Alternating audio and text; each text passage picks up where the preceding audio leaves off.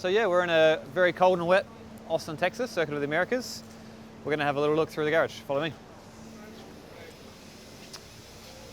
So we've just finished FP1. This is all the radios. There's a lot of manpower to get two race cars running, two Formula One cars running. I probably can't show you either side of these walls. We've got spare engines, gearboxes, aerodynamic parts. Honda situated behind here. I think we're probably more than 100 people at the racetrack every single weekend, and 500 people in total from Toro Rosso. So there's a lot of people back at base listening into the radio and intercom as well. So hot tires, be careful. I'll bring you through. So it gets gradually busier and busier as you get through the garage.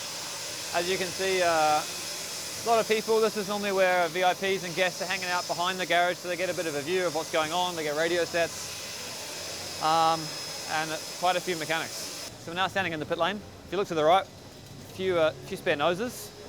A lot of work goes into every nose, all carbon fiber, bespoke built.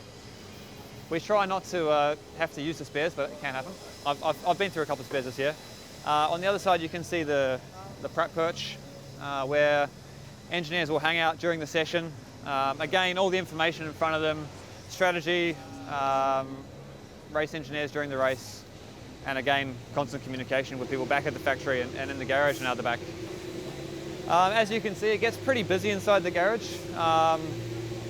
The Formula One cars are actually probably smaller than you'd expect, but there's normally a sea of people working tirelessly before and after every session to get these cars prepared and going as quick as possible. Looking at the cars, they're extremely complicated. The aerodynamics is a big topic. So as you saw from the front wings, they're very intricate, very complicated. Trying to get the maximum amount of downforce on the car, so that's forced to push the car into the road and give us the maximum grip. And that front wing, one little piece out of place will completely affect the flow of air down the car, how much downforce is generated from the front floor. So this is one of the most important aerodynamic parts of the car, and everything's filtered down from that stream of air from the front wing. Yeah, so during the session, my engineer Pierre and my performance engineer Johannes are situated here. So that's my constant communication. Sitting in the garage, I'm also communicating with Johannes, who is my performance engineer. He's giving me data on the screen that's dropped down in front of the car. So yeah, while in the garage, there's quite an open communication on what we can do to improve the car, fine-tune the driving as well. And in between sessions, when I'm out of the car, I'm obviously chatting to them there. So yeah, it's just a short walk across the paddock to where our hospitality unit is.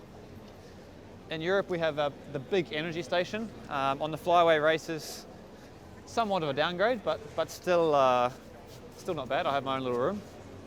And this is guests, some team personnel, but I'll quickly just show you where a lot of the engineers work and where I have my little desk laptop.